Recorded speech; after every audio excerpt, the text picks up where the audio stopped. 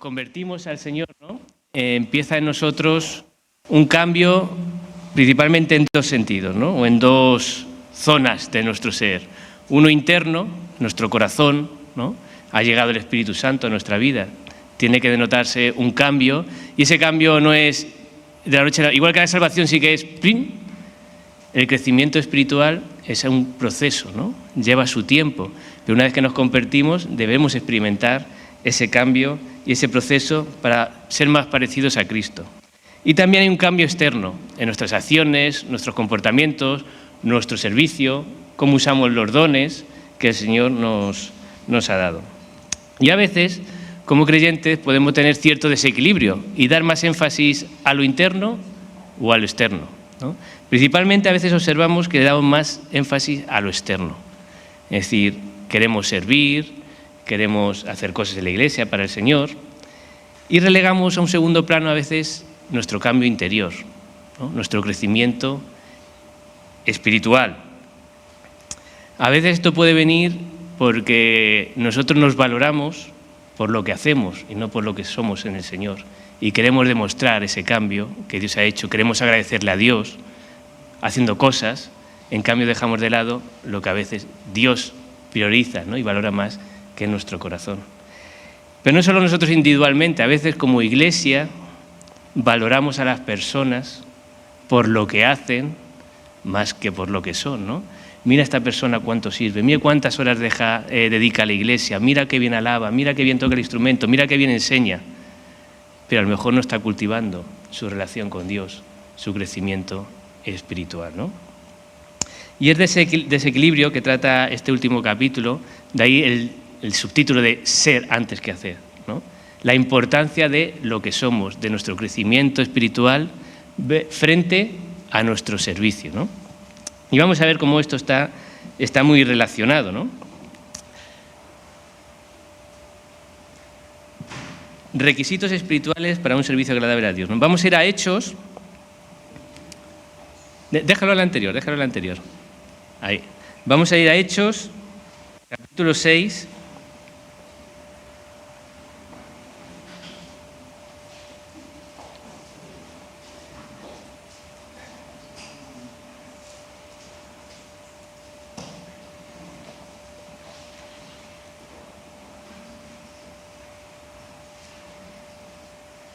Y vamos a leer solo los 2 primeros versículos. Intentad no leer todavía el 3, aunque algunos ya os lo sabéis seguro bastante bien. Pero vamos a leer solamente los 2 primeros. Antonio, ¿podrías leer los 2 primeros versículos? En aquellos días, como creciera el número de los discípulos, hubo murmuración de los griegos contra los hebreos, de que las viudas de aquellos eran desatendidas en la distribución diaria. Entonces los 12 convocaron a una multitud de los discípulos y dijeron: no es justo que nosotros dejemos la palabra de Dios para servir a la misma. Hasta ahí, ¿no? Digo, no sigamos leyendo, pero seguro ya os sabéis alguno, ¿no? Imaginaos esta situación, ¿no? Las viudas, que en ese momento pues no había pensión de viudedad, entonces personas en verdadera necesidad, 0 ingresos, y en aquella época una viuda encontrar un trabajo, pues no era nada sencillo, sino imposible, ¿no? Entonces parece que las viudas griegas, que llaman griegas pues de cultura helenística, ¿no? No de cultura judía, pues parece que les llegaba menos comida, ¿no? En la obra social, cuando repartían, parece que priorizaban las que tenían la misma cultura y pensaban en mí, pero las inmigrantes, ¿no? a un segundo lado, ¿no? Entonces había un problema y había que solucionarlo. Y había que buscar gente que ayudara a esa distribución alimentaria. ¿Qué requisitos buscaríamos nosotros en esas personas? Ser sinceros. Que tuvieran brazos, piernas y que repartieran. Que no robaran, que no tuvieran antecedentes de robar comida, porque eso sí, ¿no? Pero a veces, pues no. Pero fijaros el versículo 3, ¿qué requisitos para esta tarea? Para esta tarea que no era enseñar, que no era distribuir alimentos. Buscad, pues, hermanos, de entre vosotros a 7 varones de buen testimonio, llenos del Espíritu Santo y de sabiduría, a quienes encarguemos de este trabajo. Algunos creen que esto es el surgimiento de las diaconías, de diáconos, pueden ser, pero es verdad que aquí todavía no era una iglesia formal y un cargo dentro de la iglesia, sino necesitamos 7 personas que reúnan estos requisitos para este servicio. Y vamos a... Ahora sí, dale al siguiente. Vamos a ver estos requisitos que se pedían para... Luego, reflexión mía esto, ¿vale? No sé si coordinar, o sean ellos 7 solamente los que repartían, o coordinaban todo ese trabajo. No lo explicita, ¿no? Pero el cambio que aquí tenemos una serie de requisitos. Primero, dice, de entre vosotros. Hermanos de entre vosotros. Cristianos, ¿no? Cristianos. Es decir, uno de los requisitos es que tuvieran que ser creyentes. Aún para este servicio, dentro del cuerpo de Cristo se requería que fueran verdaderos creyentes. Personas que han nacido de verdad, ¿no? Han nacido de nuevo en el Señor. A veces, con buena intención, utilizamos el servicio para un propósito diferente, ¿no? Que es para que se integren en la iglesia. Y a veces llega un no creyente y para que se integre le ponemos a servir en la iglesia.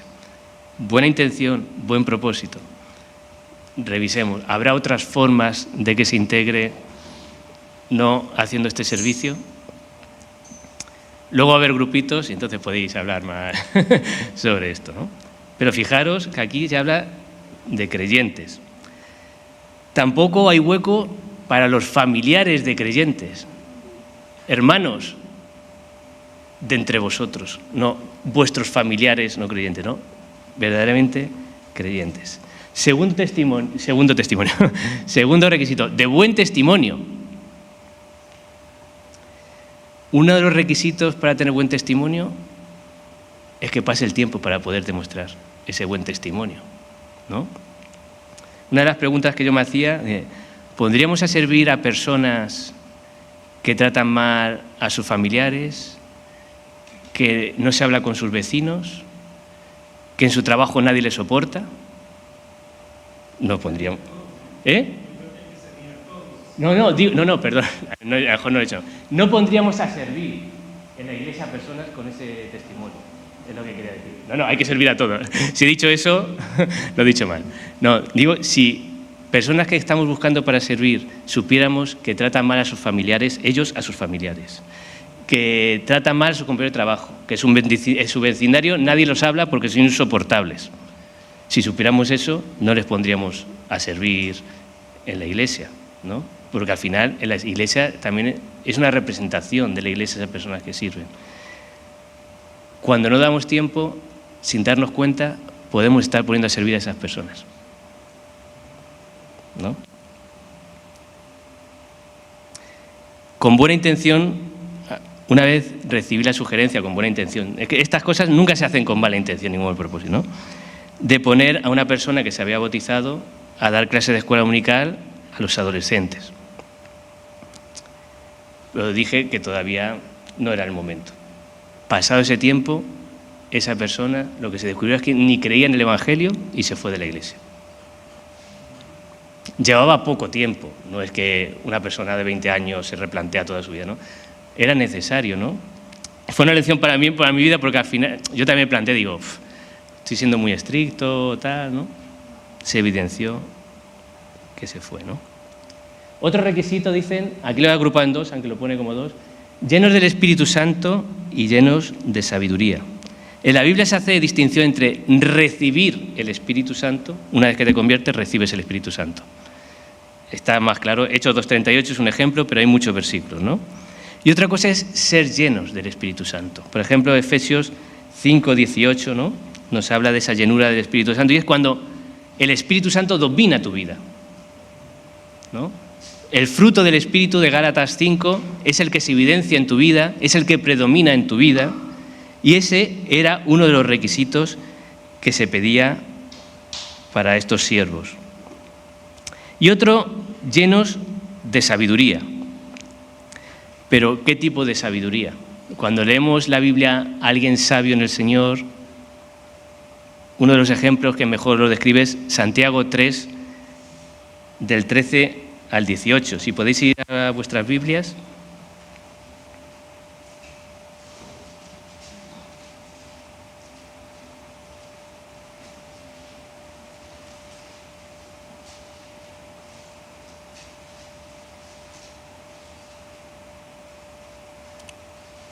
Tú mismamente, Tana, puedes... Bueno, si no te quiero incomodar. Sara, ¿puedes leer Santiago 3, del 13 al 18? Perdona, Tana, no te quería poner un aprieto. Sara, ¿tú misma le sacas a tu padre el apuro? ¿Quién es sabio y entendido entre vosotros? Muestre por la buena conducta sus obras en sabia mansedumbre. Pero si tenéis celos amargos y contención en vuestro corazón, no os jactéis, ni mintáis contra la verdad. Porque esta sabiduría no es la que desciende de lo alto, sino terrenal, animal, diabólica. Porque donde hay celos y contención, allí hay perturbación y toda obra perversa. Pero la sabiduría, que es de lo alto, es primeramente pura, después pacífica, amable, benigna, llena de misericordia y de buenos frutos, sin incertidumbre ni hipocresía. Y el fruto de justicia se siembra en paz para aquellos que hacen la paz. Amén. Esta es la sabiduría, ¿no? Bíblica. En Proverbios, ¿no? El temor del Señor es el principio de sabiduría. Pero aquí ya estamos diciendo que son creyentes, entonces vamos a suponer que ya tienen temor, ¿no? Pero esta sabiduría, ¿no? No es sabiduría de, mira qué astuto, qué persona, qué buena idea, pero a lo mejor no promueve la paz, no tiene una actitud pura, muestra favoritismo, tiene egoísmo, tiene celos.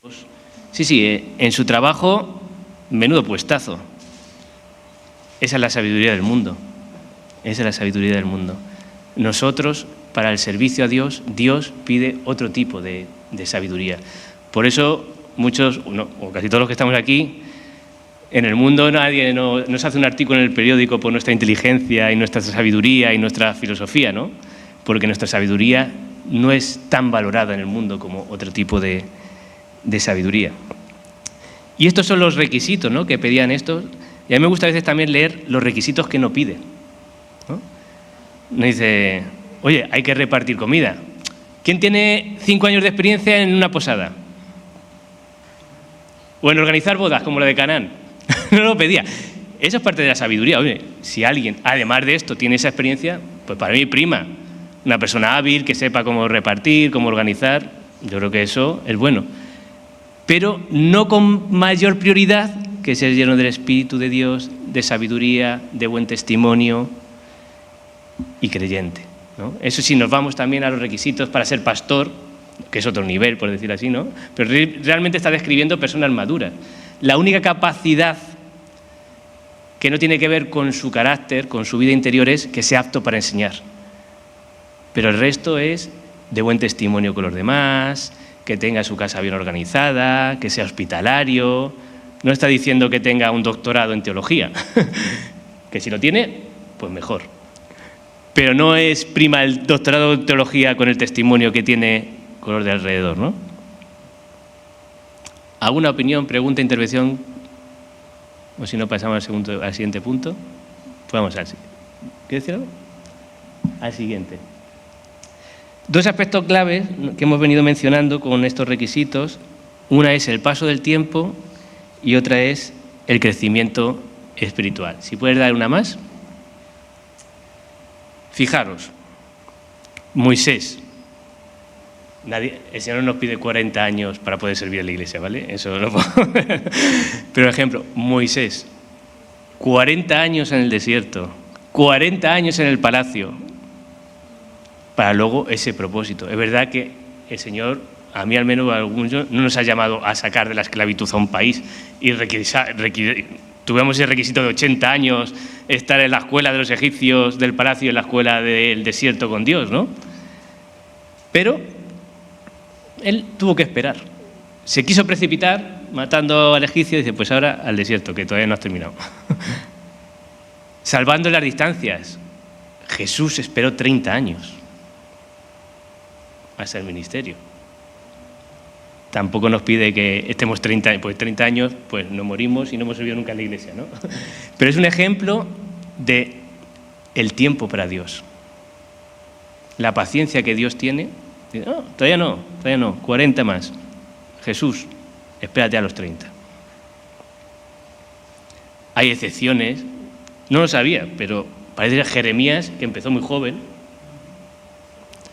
Luego personas extrabíblicas, grandes pastores y predicadores. Charles Spurgeon empezó también muy jovencito. Bueno, pues excepciones, pero vemos que por regla general el Señor ha tratado... Para Dios no hay prisa. Yo soy un cagaprisas, como se suele decir, ¿no? Para la vida. Pero el Señor tiene otros tiempos, ¿no?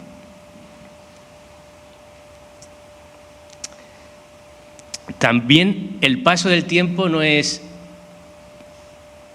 suficiente a veces, ¿no? Pasa el tiempo, pues una persona no madura, pues puede estar 70 años, ¿no? Y sigue siendo un niño en la fe.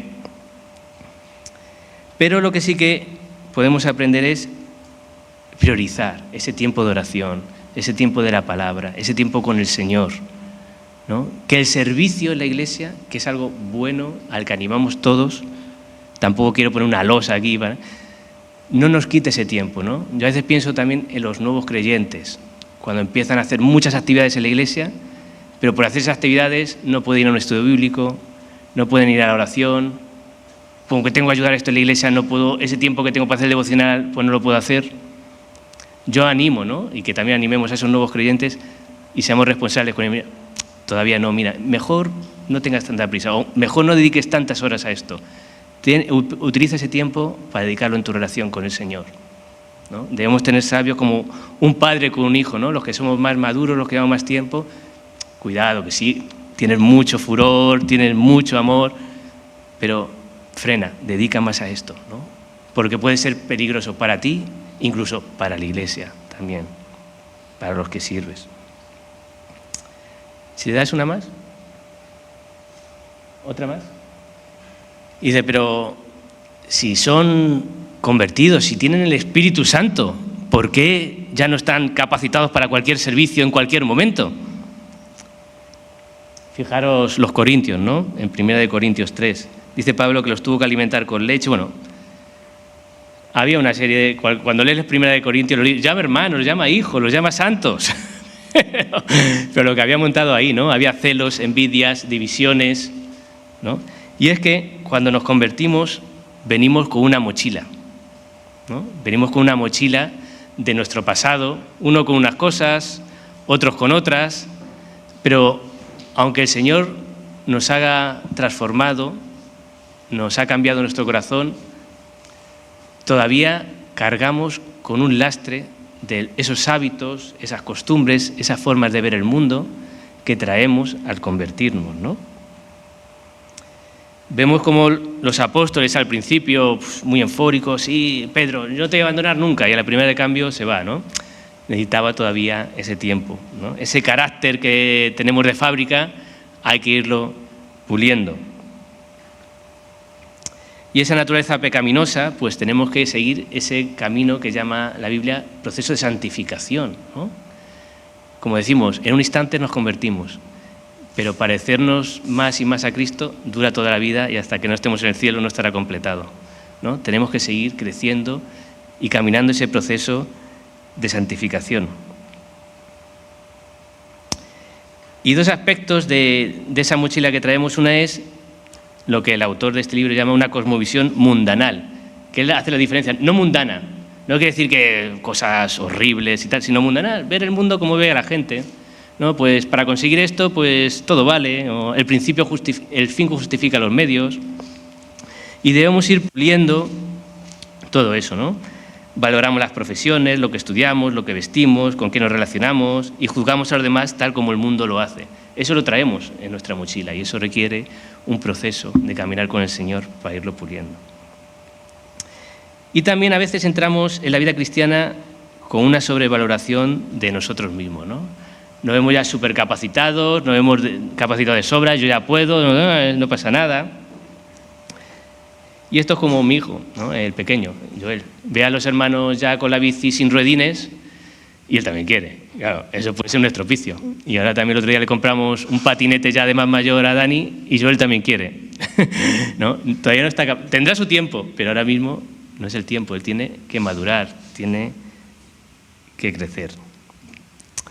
Y por último, si das al siguiente, El autor sugiere una serie de aspectos que a veces traemos, esa mochila, ¿no? Viene cargada con muchas cosas, unos la traen unas cosas, otros la de otros, sobre la que cada uno de nosotros deberíamos autoevaluarnos y tratar de poner esto delante del Señor para que nos ayude a superarlo y a crecer en este aspecto. Una es, a veces, una gran necesidad de aprobación. Necesitamos que todo el mundo nos diga, ¡joa, qué bien lo has hecho! Fenomenal, ¿no? Y si no nos lo dicen, primero a lo mejor le pregunto, ¿qué te ha parecido? ¿Qué te ha parecido? No, es que necesito feedback. Y a lo mejor, no siempre que se hace eso, ¿no? Pero a veces lo que hay en nosotros es, necesito que me digan que muy bien, porque claro, no se van a atrever a mi cara a decirme que lo he hecho mal. Y eso dicen que a veces puede ser inseguridades internas que arrastramos.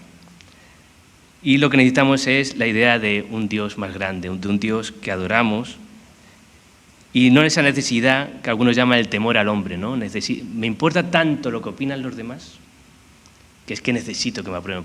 Una desaprobación es que me deja devastado. Es que ya no enseño más. Me dicen una vez hoy no me ha gustado, mira esto, tal. Pues hazlo tú. Señal de inmadurez por mi parte sería eso, ¿no? Otros puede ser la condenación frecuente al otro, ¿no? En nuestra mochila con la que nos convertimos y llegamos a Cristo a veces está esta condenación, ¿no? Yo tengo un estándar y todo el que no la Biblia, yo tengo un estándar y el que no cumple ese estándar, para hacer eso no hagan nada, ¿no? Y constantemente criticamos. Nadie cumple nuestro estándar, nosotros. Y Dios, bueno, a veces, ¿no? Eso también debemos ir puliendo, ¿no? Otro, el resentimiento y la falta de perdón. A lo mejor podemos decir perdón con la boca, pero aquí esa persona siempre hace todo mal. Intento evitar hablar con esa persona, pero se nos olvida que a esa persona Cristo la perdonó. ¿Qué pasa? ¿Que el estándar de Cristo es más bajo que el mío? Otro punto donde se muestra cierta inmadurez que debemos trabajar. Arranques de ira incontrolables, ¿no? Como digo, no todos aplican a todos. Uno se ve más, yo mismo me veo más reflejado en uno que en otros. Pero sí que ese arranque de ira que exploto, ¿no? Dice la Biblia, airaos, pero no pequéis. Cuando vemos injusticias es normal que nos enfademos. Si no te enfadas, también está mal. Tienes que mirar tu corazón como eso no te produce una desazón, ¿no? Pero cuando nos airamos y esa ira acaba en gritos, en voces, en dejar de hablar a una persona, porque claro, también hay diferentes personalidades. Uno manifiesta la ira explotando, yo soy más de guardármelo, ¿no? Cada uno tiene su personalidad. Pero ambos son una ira pecaminosa que lleva a pecar, ¿no? Y ahí está el fruto del Espíritu, el ser lleno del Espíritu, y que sea el Espíritu Santo que domine y nos cambie ese aspecto de nuestra vida. Otro aspecto sería el amar el servir, pero por las razones equivocadas, ¿no? Y enfatizo amo el servir, pero a veces se nos olvida que es que tenemos que amar para quien servimos, que es a Dios. Y a veces el servicio es nuestro ídolo. Es que esto me encanta la gente, cómo me agradece, o sentirme el centro de atención, o es que lo disfruto, y no está mal, ¿no? Porque yo creo que también Dios en eso que nos pone a servir te hace de disfrutar, ¿no? Leí hace poco, no me acuerdo si creo que no era Adoniram Hudson, sino Hudson Taylor, otro misionero, que perdió su mujer en la misión, fue una enfermedad y tal, y entonces ya al final de sus días le preguntaron, oye, ¿mereció la pena ese sacrificio que hiciste? No he hecho nunca un sacrificio. Para él no fue un sacrificio, sufrió, pero no lo vio como un sacrificio porque lo disfrutaba, esa misión, ¿no? Pero eso no quiere decir que a veces el amar el servicio lo amamos por las razones equivocadas, ¿no? Y es más egocentrismo, como decíamos antes, la aprobación, la admiración, sentirme importante. Otro es dificultad para reconocer el talento de los demás. Esto tiene que ver un poco también con lo de la crítica, ¿no? Aquí solo valgo yo. Los demás, pues no les queda, ¿no? Puede ser a veces por envidia, porque claro, todo esto se entrelaza, ¿no? Me están robando el protagonismo, quiero ser yo el centro de atención, y eso lleva a conflictos personales. Otro es dificultad para controlar la lengua, ¿no? Como decimos, a veces por la personalidad uno tiene dificultad para controlar sus pensamientos contra otras personas, pero otro lo manifiesta con la lengua. Ambos pecaminosos, ¿no? Y ahí tenemos el pasaje de Santiago, ¿no? Donde esa lengua que es un pequeño miembro, pero incendia todo. Santiago 3, de 5 a 6. Y por último, dificultad para seguir relacionándonos de cerca con otros que difieren de nosotros.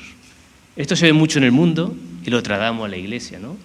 Los sociólogos y tal lo hablan mucho, que yo me meto en un foro donde todo el mundo piensa igual que yo. O yo me relaciono con este grupo porque sé que piensan igual que yo. Porque esos... Ya no hay como el pasado, ese intercambio de ideas, yo te argumento, yo reflexiono, a ver qué opinas tú. Pues nunca lo había visto de esa manera. La verdad que no me has convencido, pero le voy a dar una vuelta. Eso ya no existe. Tú piensas así. Quita, me voy con los que piensan como yo, que me siento más cómodo, y además los criticamos. Decimos, es que fíjate cómo piensa fulanito o fulanita, ¿no? Y eso lo trasladamos al mundo cristiano, en todo el mundo cristiano, ¿no? En las redes sociales. Si te metes a comentar un comentario de alguien que no está de acuerdo, no es para decirle, oye, pues no lo había visto nunca de ese modo, sino para criticarlo, ¿no? Y esas inmadureces las seguimos arrastrando, y lo malo es que a veces ni las vemos como algo que cambiar, que haya que cambiar. El equivocado es el otro, ¿no? Y ya una reflexión final antes de darle una más. Y como vuelvo a decir, esto no es para desanimar a servir a los demás, ¿no? Todo lo contrario, sino para ver la responsabilidad que es servir en el cuerpo de Cristo. Que no es como me apunto a una asociación y ayudo en esa asociación, no. Esto es algo diferente. Hay algo más, hay algo espiritual en ese servicio, ¿no? Es más, a veces la Biblia, la palabra servicio, utiliza la misma palabra que para adoración. Esto me acuerdo de culto cristiano en el CEP, esa palabra, sí. A veces la itrea, o no me acuerdo muy bien, no me quiero tirar a la piscina, pero la palabra para servir es la misma para adorar. Y es que cuando servimos es una muestra de adoración. Entonces, cómo servimos es como adoramos. Tenemos grabado ese pasaje de adorar en espíritu y en verdad, y lo aplicamos solo cuando cantamos. No, cuando servimos en cualquier tarea de la Iglesia o fuera de la Iglesia, porque servimos a Dios no solo cuando estamos en estas cuatro paredes, ¿no? Estoy adorando a Dios con esto que estoy haciendo para Dios. En mi trabajo sirvo a Dios, aunque parezca que le estoy dando retribución a mi jefe, estoy adorando a Dios porque lo estoy haciendo como a Él le agrada. Estoy sirviendo a Dios. Pero para eso tengo que tener ese corazón, ese crecimiento espiritual. Si me subo aquí con un instrumento, no es solo tocar la guitarra, no es solo tocar la batería. Realmente, ¿cómo está mi corazón? ¿Estoy adorando a Dios? Tengo que guiar a otros a que adoren a Dios. Si ni yo mismo estoy adorando a Dios de una manera agradable, ¿cómo voy a pretender a los ojos de Dios? Puedo cantar fenomenal. Puedo ser un maestro de la guitarra que he cantado en grupos de música profesionales. No estás adorando a Dios. No estás adorando a Dios. Porque no es tocar un instrumento, no es llevar la contabilidad de la Iglesia. No es que tengo un máster en contabilidad. A lo mejor el que hace el máster en contabilidad está sirviendo peor que el que simplemente con buena voluntad se coge un Excel y mete los numeritos. Mi suegro es el diácono de tesorería, entonces él sí que sirve muy bien. Pero es un ejemplo, ¿no? Y segundo, el que sirve la Iglesia es un embajador, es un representante de la Iglesia de Dios. Yo recuerdo, alguna vez lo he comentado, ¿no? Empecé a involucrarme así en la Iglesia un poquito más tarde, ¿no? Y mi segundo campamento de jóvenes fue con 26 años. Yo cuando veía a la gente que estaba en la alabanza, para mí eran referentes. Claro, no estaba todavía en este mundillo de cultura evangélica. Entonces, para mí eran referentes. Cuando luego me entero que uno de ellos luego hasta ni creía en Dios. Nos tenemos que dar cuenta que cuando alguien está aquí delante o sirve, o incluso de ujier, al que viene, para él, esa persona es de referencia. Y para nosotros mismos, tengo que ser un buen siervo para Dios. No es una tarea, simplemente le tengo que colocar en las sillas. Sí, es una tarea sencilla, pero es un servicio de adoración a Dios. Es un servicio de adoración a Dios. Y el que entra, a lo mejor es el único que va a conocer y al que te va a preguntar y con el que se va a abrir su corazón.